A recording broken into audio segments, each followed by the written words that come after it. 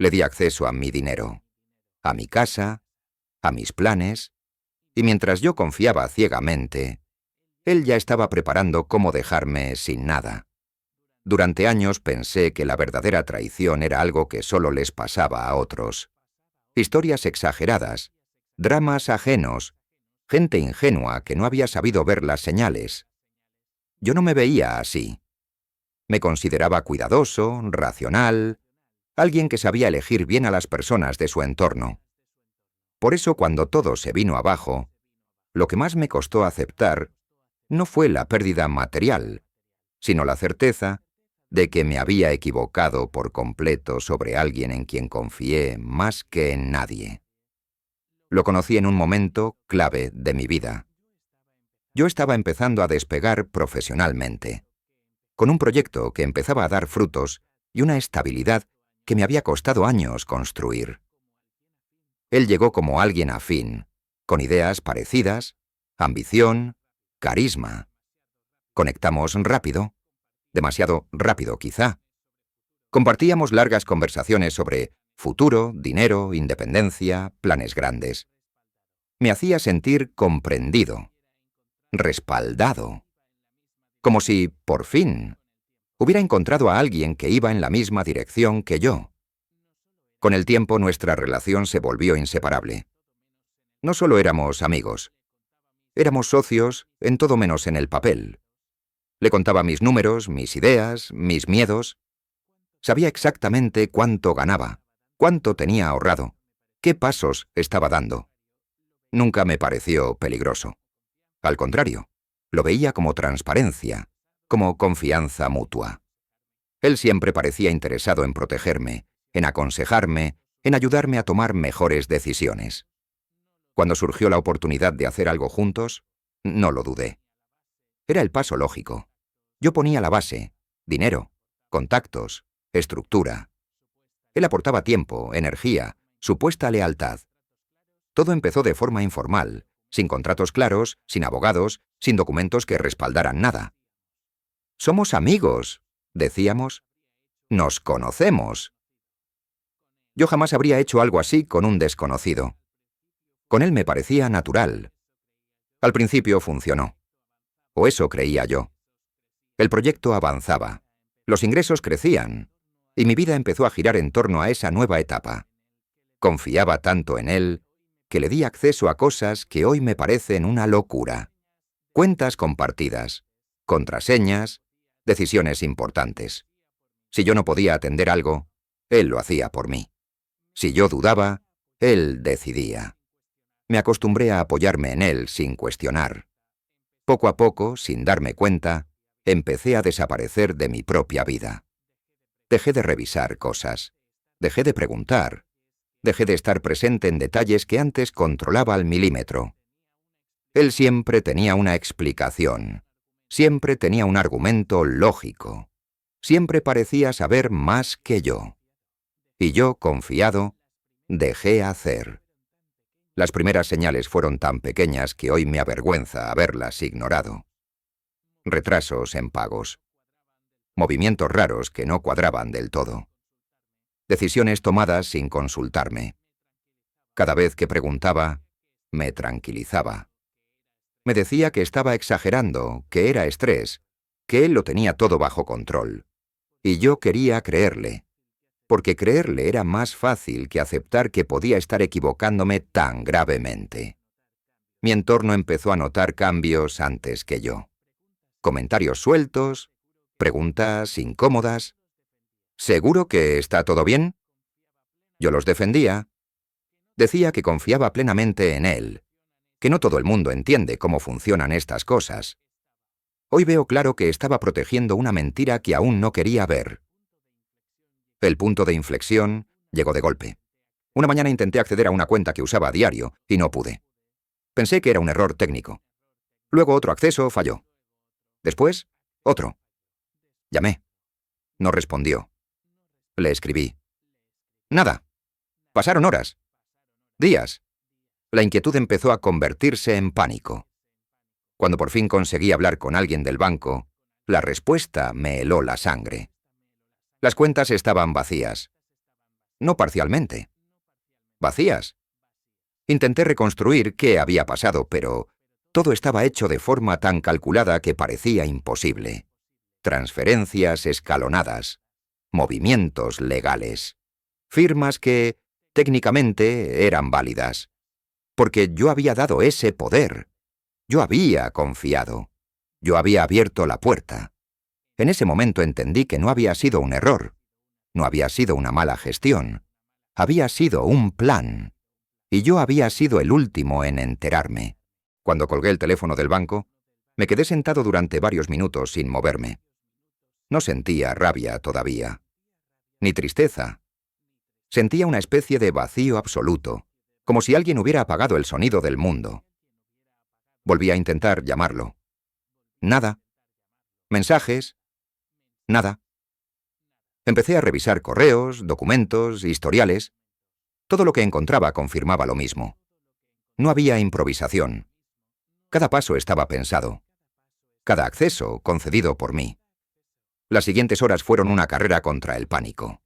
Llamadas a bancos, asesores, intentos desesperados por bloquear movimientos que ya se habían completado. Cada conversación terminaba igual. Técnicamente, todo era legal. Yo había autorizado. Yo había firmado. Yo había confiado.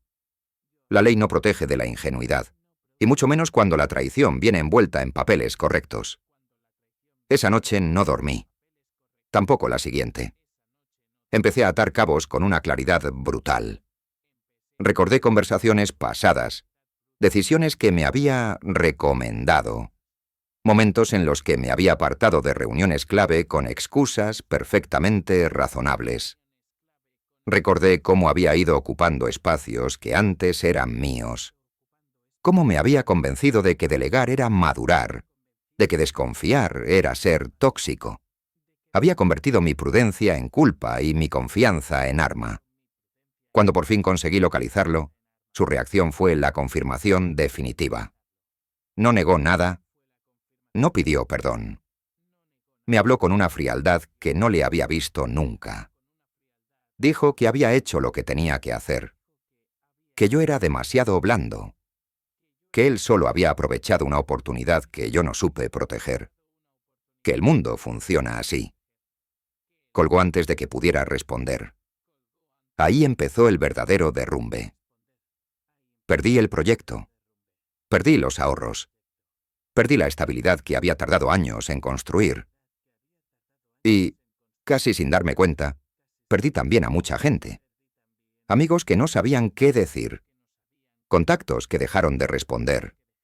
Personas que, sin mala intención, se alejaron porque la situación era incómoda.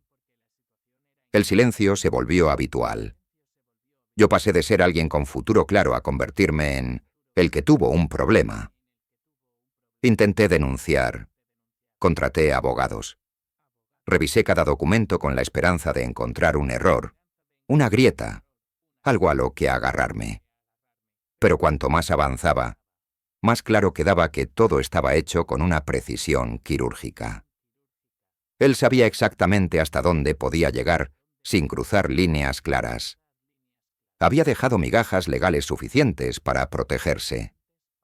Y yo, agotado y sin recursos, tuve que aceptar una verdad durísima. No iba a recuperar nada. Durante meses viví en modo supervivencia. Cambié de casa, vendí cosas, ajusté mi vida a una versión mucho más pequeña de lo que había sido. Y mientras tanto, la pregunta que más me perseguía no era ¿cómo me hizo esto?, sino ¿cómo no lo vi? Porque la traición extrema no solo te roba cosas, te roba el criterio, te hace dudar de cada recuerdo, de cada decisión pasada. Al principio, le fue bien, muy bien, viajaba, mostraba una vida que parecía de éxito absoluto. Publicaba logros, proyectos nuevos, fotos que gritaban triunfo.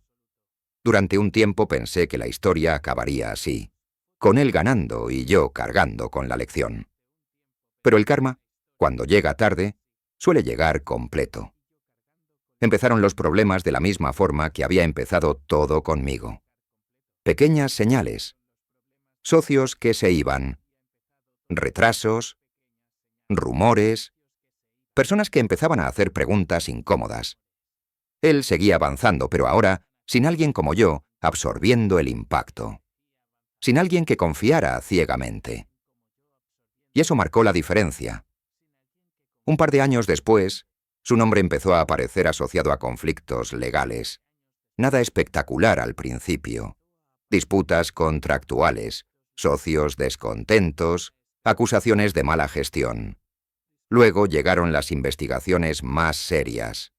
No por lo que me había hecho a mí, sino porque había repetido el patrón, una y otra vez, siempre con alguien distinto, siempre confiando en que nadie conectaría los puntos. Lo hicieron.